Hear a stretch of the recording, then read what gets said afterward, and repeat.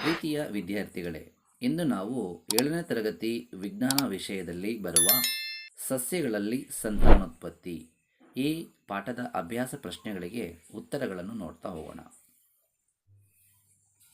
ಅಭ್ಯಾಸಗಳು. 1. ಬಿಟ್ಟ ಜಾಗವನ್ನು ತುಂಬಿ. ಎ.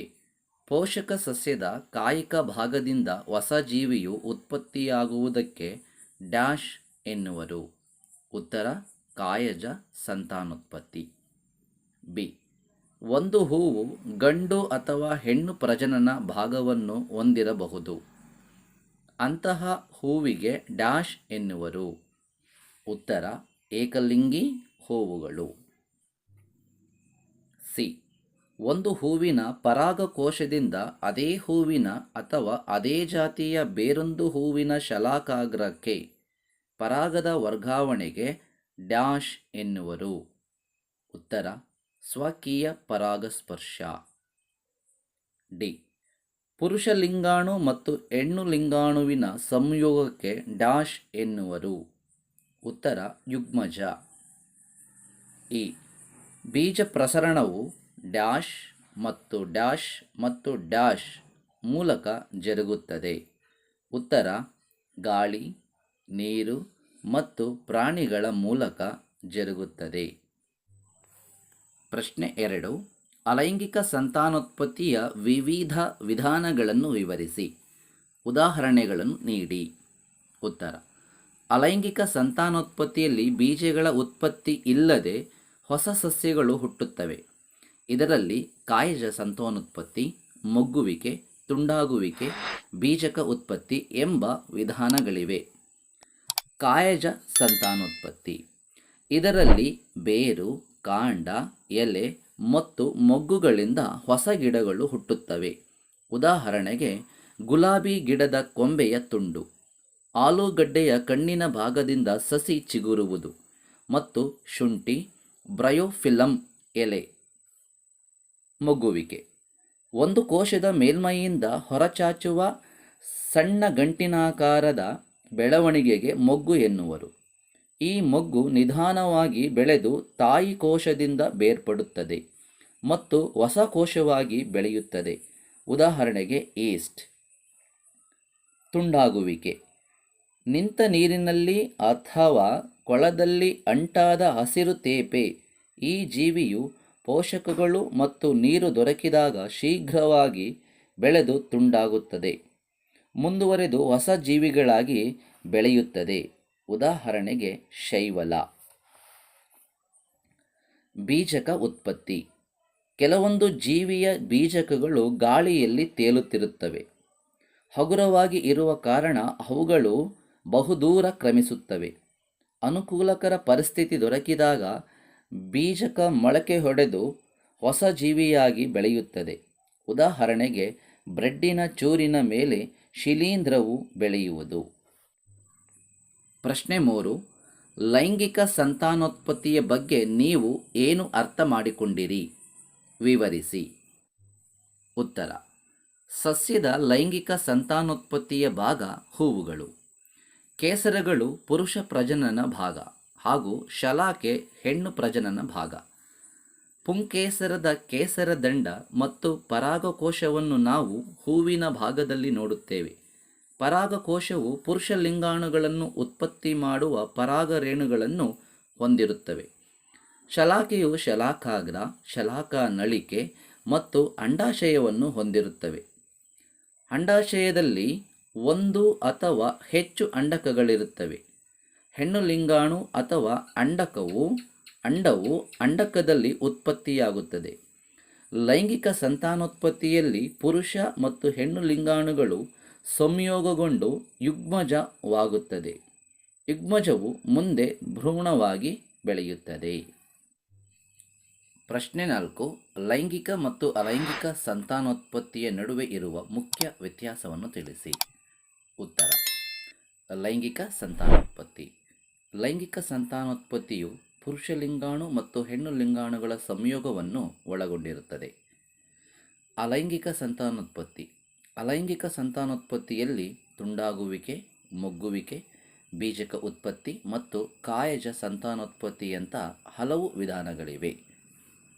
ಮುಂದಿನ ಪ್ರಶ್ನೆ 5. ಹೂವಿನ ಪ್ರಜನನ ಭಾಗಗಳನ್ನು ಚಿತ್ರಿಸಿ. ಉತ್ತರ: ಹೂವಿನ ಪ್ರಜನನ ಭಾಗಗಳನ್ನು ಚಿತ್ರಿಸಿದ್ದೇವೆ ಹಾಗೂ ಭಾಗಗಳನ್ನು ಗುರುತಿಸಿದ್ದೇವೆ. ಇದು ಕೇಸರ.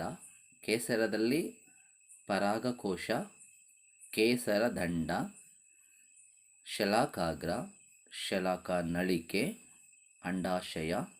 ಅಂಡಾಶಯದ ಒಳಗಡೆ ಅಂಡಕಗಳಿರ್ತವೆ. ಪ್ರಶ್ನೆ ಸಂಖ್ಯೆ 6. ಸ್ವಕೀಯ ಪರಾಗಸ್ಪರ್ಶ ಹಾಗೂ ಪರಕೀಯ ಪರಾಗಸ್ಪರ್ಶದ ನಡುವೆ ಇರುವ ವ್ಯತ್ಯಾಸವನ್ನು ವಿವರಿಸಿ. ಉತ್ತರ: ಸ್ವಕೀಯ ಪರಾಗಸ್ಪರ್ಶದಲ್ಲಿ ಪರಾಗವು ಅದೇ ಹೂವಿನ ಅಥವಾ ಅದೇ ಗಿಡದ ಮತ್ತೊಂದು ಹೂವಿನ ಶಲಾಕಾಗ್ರಕ್ಕೆ ಬೀಳುತ್ತದೆ. ಇದನ್ನು ಸ್ವಕೀಯ ಪರಾಗಸ್ಪರ್ಶ ಎನ್ನುತ್ತೇವೆ. ಪರಕೀಯ ಪರಾಗಸ್ಪರ್ಶ. ಪರಕೀಯ ಪರಾಗಸ್ಪರ್ಶದಲ್ಲಿ ಪರಾಗವು ಅದೇ ಜಾತಿಯ ಬೇರೊಂದು ಗಿಡದ ಹೂವಿನ ಶಲಾಕಾಗ್ರಕ್ಕೆ ವರ್ಗಾವಣೆಯಾಗುತ್ತದೆ. ಇದಕ್ಕೆ ಪರಕೀಯ ಪರಾಗಸ್ಪರ್ಶ ಎನ್ನುವರು. ಮುಂದಿನ ಪ್ರಶ್ನೆ 7. ಹೂವುಗಳಲ್ಲಿ ನಿಷೇಚನ ಪ್ರಕ್ರಿಯೆ ಹೇಗೆ ನಡೆಯುತ್ತದೆ? ಉತ್ತರ: ಪುರುಷ ಲಿಂಗಾಣು ಮತ್ತು ಹೆಣ್ಣು ಲಿಂಗಾಣು ಸಂಯೋಗಗೊಳ್ಳುವ ಪ್ರಕ್ರಿಯೆಗೆ ನಿಷೇಚನ ಎನ್ನುವರು. 8. ಬೀಜ ಪ್ರಸರಣವಾಗುವ ಹಲವು ವಿಧಾನಗಳನ್ನು ವಿವರಿಸಿ. ಉತ್ತರ: ಗಾಳಿ, ನೀರು ಮತ್ತು ಪ್ರಾಣಿಗಳಿಂದ ಬೀಜ ಮತ್ತು ಹಣ್ಣುಗಳು ವಿವಿಧ ಪ್ರದೇಶಗಳಿಗೆ ಸಾಗಿಸಲ್ಪಡುತ್ತವೆ. ರೆಕ್ಕೆಯಂತೆ ಚಾಚಿರುವ ಹೊರಪದರು ಇರುವ ನುಗ್ಗೆಕಾಯಿ ಮತ್ತು ಮೇಪಲ್ನ ಬೀಜಗಳು, ಹುಲ್ಲಿನ ಹಗುರ ಬೀಜಗಳು, ಆಕ್ನ ರೋಮಭರಿತ ಬೀಜಗಳು ಅಥವಾ ಸೂರ್ಯಕಾಂತಿಯ ರೋಮಭರಿತ ಹಣ್ಣು ಗಾಳಿಗೆ ಬಹಳ ದೂರ ಚೆದುರಿ ಹೋಗುತ್ತವೆ. ಕೆಲವು ನೀರಿನಿಂದ ಪ್ರಸರಣಗೊಳ್ಳುತ್ತವೆ. ಕೆಲವು ಬೀಜಗಳು ವಿಶೇಷವಾಗಿ ಮೈಮೇಲೆ ಮುಳ್ಳು, ಕೊಕ್ಕೆ ಅಥವಾ ಕೊಂಡಿಯಂತಹ ರಚನೆ ಇರುವಂತಹ ಬೀಜಗಳು ಪ್ರಾಣಿಗಳಿಂದ ಪ್ರಸರಣಗೊಳ್ಳುತ್ತವೆ. ಇವು ಪ್ರಾಣಿಗಳ ದೇಹಕ್ಕೆ ಅಂಟಿಕೊಂಡು ದೂರದ ಪ್ರದೇಶಗಳಿಗೆ ವರ್ಗಾವಣೆಗೊಳ್ಳುತ್ತವೆ. ಉದಾಹರಣೆ ಕ್ಸಾಂಥಿಯಂ ಮತ್ತು ಯುರೀನಾ.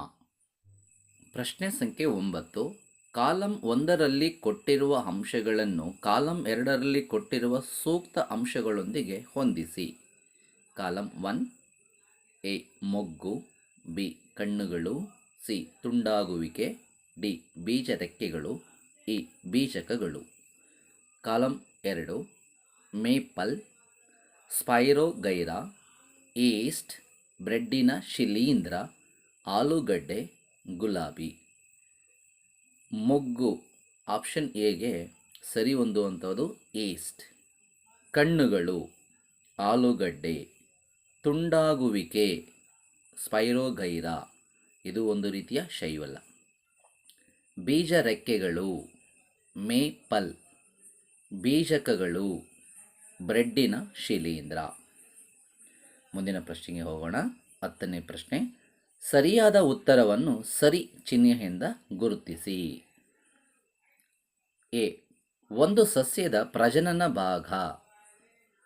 ಆಯ್ಕೆಗಳು: ಎಲೆ, ಕಾಂಡ, ಬೇರು, ಹೂವು. ಸರಿಯಾದ ಆಯ್ಕೆ ಹೂವು. ಬಿ. ಪುರುಷ ಲಿಂಗಾಣು ಮತ್ತು ಹೆಣ್ಣು ಲಿಂಗಾಣು ಸಂಯೋಗಗೊಳ್ಳುವ ಪ್ರಕ್ರಿಯೆಯನ್ನು ಹೀಗೆನ್ನುವರು.